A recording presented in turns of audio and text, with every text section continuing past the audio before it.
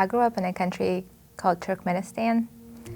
My father was never in the picture, and my mom sacrificed a whole lot to give me a good education. So I had a whole plan for my life to make her proud, to repay her for everything that she has sacrificed for me. When I was 20 years old, I was in junior year of college, and that is when I found out that I was pregnant. My whole world just fell apart because I knew that all of the plans that I have made for myself were just up in the air, and I was terrified. During that time, I was not a Christian, and I believed that in the beginning, the pregnancy, that it could be aborted and there would be no bad consequences and there would be nothing wrong and the life can just go on. So after a few days, we found a clinic that was 2 hours away from the town that we were living in. Me and my husband at the time, we drove to the clinic. When we got there and parked, deep in my heart, I was hoping that we would just turn around and not go through with it. But we walked in, we got the consultation, paid the fee, and I was taken back for the procedure. Most of the procedure is a blur to me, and I believe it's just because it was too painful. I do remember a nurse that was holding my hand and repeating, "It will be okay, sweetie." After the procedure, I was in a waiting room. I do remember that very vividly because I couldn't look at anybody sitting to my right or to my left. I remember getting a little cup of Coke and crackers and just sitting there really aware that something was taken away from me, but not able to understand how to deal with it. When we drove home, I didn't just feel like a part of me was missing, I felt like I was just empty. When we tried to start our lives back like nothing has happened, I thought that I would be okay and everything would just go on just the way it was, but I fell into a very deep depression. I couldn't even look at babies on the streets or in the store and not burst into tears. And I didn't know how to deal with this depression. I've never been in a depression that deep. So I thought, I know what's gonna fix it. I'm gonna have a baby. So 2 months after my abortion, I got pregnant on purpose, deliberately. And 9 months later, I had a little girl. And I was right. That baby distracted me from the depression and brought a lot of joy to my life. But what I didn't know and realize at the time, that the abortion cancer was still inside of me and was spreading all over me, and I had no idea. So fast forward that 7 years, I was a single mom for most of that time, and you know, the life that I imagined for myself never happened. The life where I would make my mom proud and repay everything that she sacrificed for me.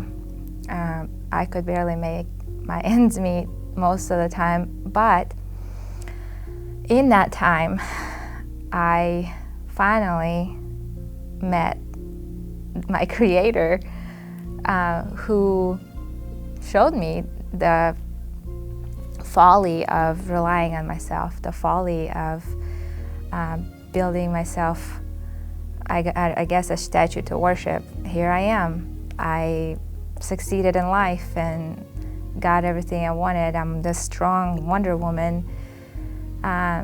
All of that was such a folly, and I recognized that finally, with the help of many of the people that actually helped me carry my burdens in my season of being a single mom. So once I started realizing, okay, these are friends and they want what's best for me, maybe what they're telling is truth. So they got me a Bible.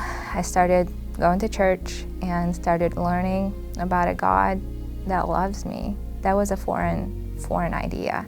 I grew up Muslim, and the Muslim that later rebelled and just thought, I don't want anything to do with God because God is just too, I guess, he just looks for ways when I mess up to punish me. That's the idea of a God I had. And I thought, surely God doesn't want anything to do with me. But I met Jesus. And in that time, I was really taken aback by the fact that a God of this universe would care for one little me. But things kept happening where it was just many things that I knew only how to explain through the fact that there is a God that hears me, and he's really interested in loving me, and he just comes through for me all the time. So in 2016, I met my present husband, and when I met him, he was the only person that I confessed about my abortion. And it was a very quick confession, and I didn't really stay on the subject for long. I just wanted him to know everything about me, and that was one thing about me. So we got married in 2018, and in 2019, a really close friend of mine had a miscarriage. I remember meeting her and another friend at a restaurant and just mourning with her and grieving with her over the loss of her baby. And when I got in the car and drove home, I started realizing, wait a minute, this baby was 8 weeks and it was supposed to have a heartbeat. And I didn't know that the baby that I aborted already had a heartbeat. And I know that I was pregnant and had a baby, but I guess I was not really thinking, not aware when the heartbeat started, but at that moment, it's like the light went off and I thought, this was a baby. So fast forward a few months, and I had, my husband threw me a surprise birthday party, and this friend walks in and she's like, yeah, I started volunteering at this pregnancy center and I just love it. And I was very curious, and so she started telling me they have these services, those services, and one service when she said they have abortion recovery services, I was like, what's abortion recovery? There's such a thing as abortion recovery? So she was like, yeah, I have a flyer right here. And so she left the flyer, and I called the number on the flyer and talked to a very, very, very nice lady who just made me feel so comfortable to like tell my whole life to her, even though I've never met her, over the phone. And so we made we made a plan to meet, and when we met, she gave me the SaveOne Bible study and said, so we can go through the study. It's a 10-week course, and I'll walk you through it, and this will be, you learning what God has to say about your abortion. And I was looking at this book, and I was thinking of myself and the fact that abortion was like that cancer that was spreading. And I was so aware of it. I was dying, and I was in desperate need of treatment. And I looked at that book, and I thought, I hope this treatment works. And so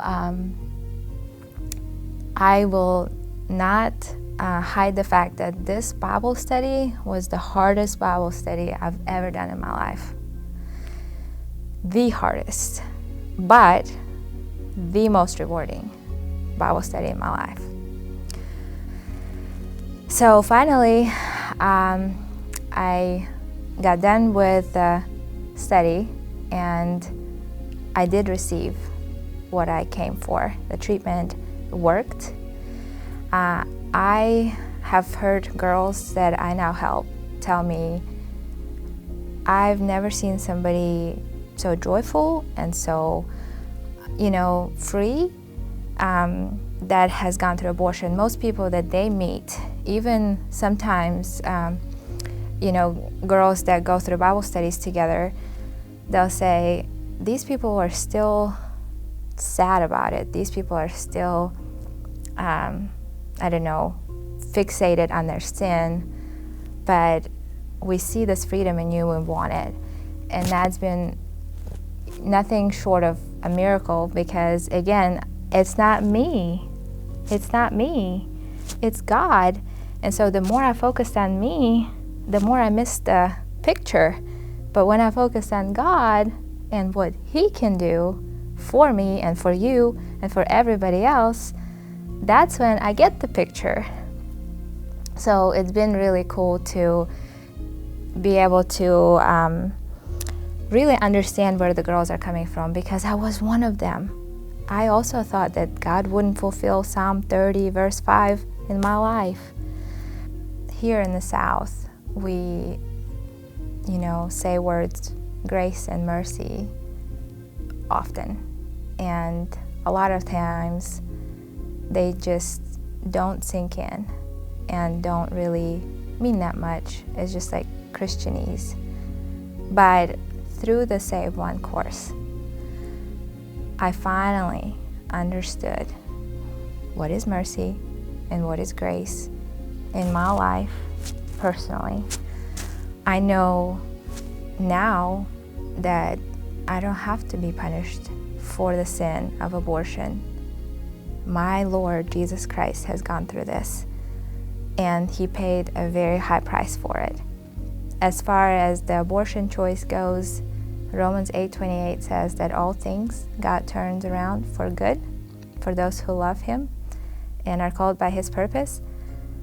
I didn't believe the word all meant even my abortion choice at first when I started the study, but God opened my eyes and let me see that even this can be turned around for good. So if God can take me from this place and get me to this place and be true to His word, that is the most important thing. He's true to His word in my life, and He's true to His word in your life. My name is Leyla, and I'm a truth teller.